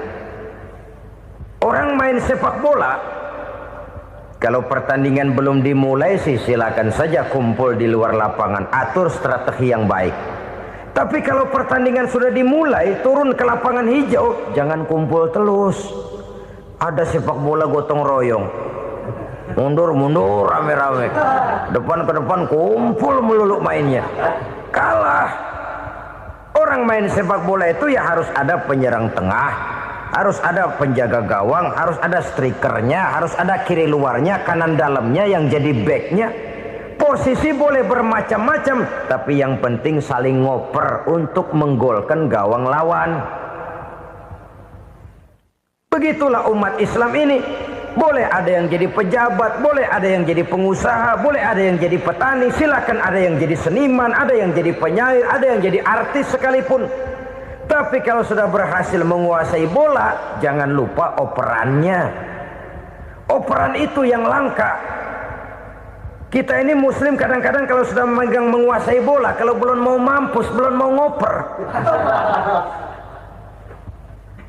Nanti kalau sudah nggak punya bola, baru mau ngoper.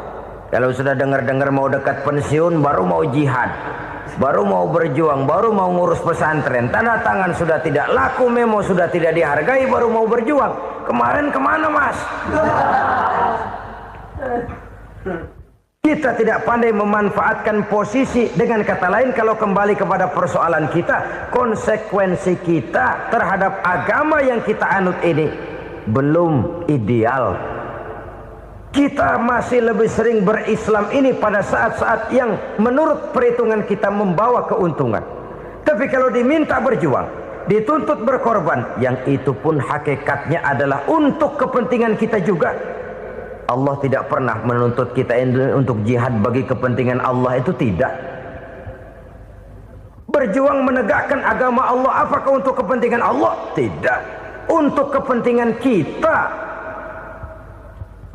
Sebab nilai-nilai jihad itu pada akhirnya akan membawa kita kepada suatu kebahagiaan. Setidaknya kalau tidak di dunia, tentu di akhirat sebagai syahid. Oleh karena itu, pada bagian akhir ini saya ingin mengajak, marilah kita konsekuen. Sekali kita berkitabkan Al-Quranul Karim, mari dia kita jadikan pedoman.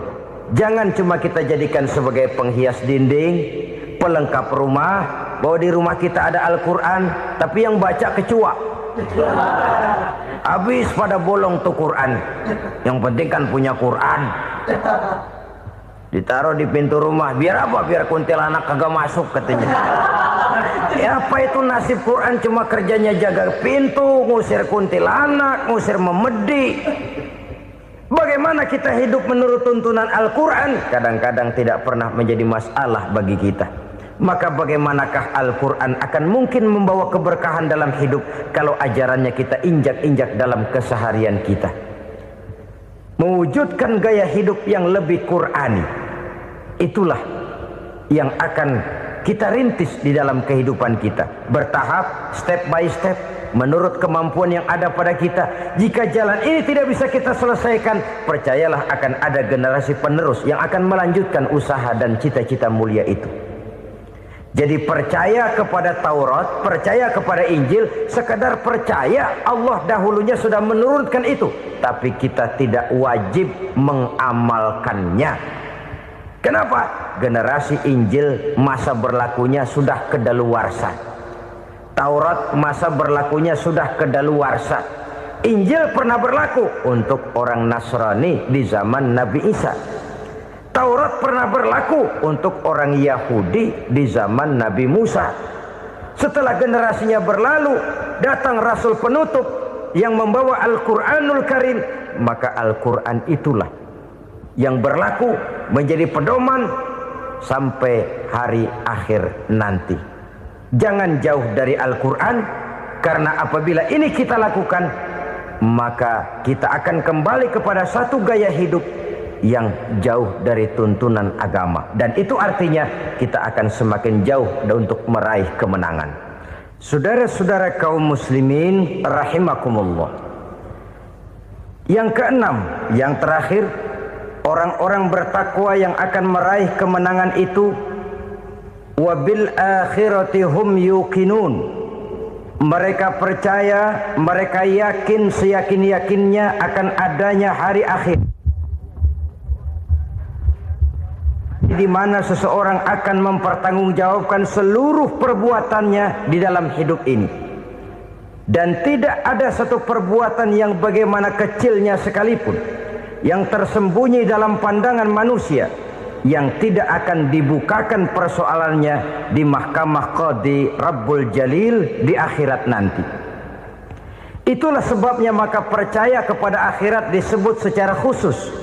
Padahal di awal tadi sudah dijelaskan yu'minuna bil ghaib, percaya kepada alam gaib, dan alam gaib ini termasuk akhirat. Kenapa pada bagian akhir disebut lagi akhirat? Karena ternyata bahwa kepercayaan kepada adanya akhirat merupakan induk dari kepercayaan terhadap adanya malaikat, setan, jin, dan lain sebagainya, dan akan lebih memberikan sugesti dalam kehidupan manusia untuk meluruskan gerak hidupnya. Jikalau satu saat tergerak hati akan berbuat kejahatan, ingin mencuri, sadarlah, awas ada akhirat. Sebab kalau kita cuma teriak awas ada polisi, itu cuma tertunda sementara, begitu polisi meleng embat. Kalau kita ingin berbuat jahat cuma berteriak awas ada hansip, cuma sementara ketika hansip itu ada. Tapi kalau ceritanya awas ada akhirat, mau menyeleweng awas ada akhirat, mau berjudi awas ada akhirat, mau mencuri awas ada akhirat. Keyakinan yang akan meluruskan gerak hidup manusia sehingga gerak itu jadi lebih terarah dan terkontrol, tidak merugikan baik diri sendiri, lebih-lebih orang lain. Ternyata bahwa kepercayaan kepadanya adanya hari akhirat sanggup menjadi sumber daya kontrol dari kehidupan manusia, sehingga ia tidak terjebak dalam perbuatan maksiat dan munkarat. Saudara-saudara kaum muslimin, inilah saja yang kita bicarakan pada pertemuan kali ini. Semoga Allah Subhanahu wa ta'ala memberikan kekuatan zahir dan batin kepada kita untuk dapat meraih kemenangan dengan beriman kepada yang gaib, mendirikan solat, membelanjakan sebagian dari rezeki yang diberikan Allah, percaya kepada Al-Quran, beriman kepada kitab-kitab yang diturunkan sebelum Al-Quran, lalu meyakini adanya hari akhirat. Terima kasih atas segala perhatian, mohon maaf atas segala kekurangan. Usikum wa nafsi bitaqwallah. Wassalamualaikum warahmatullahi wabarakatuh. Waalaikumsalam.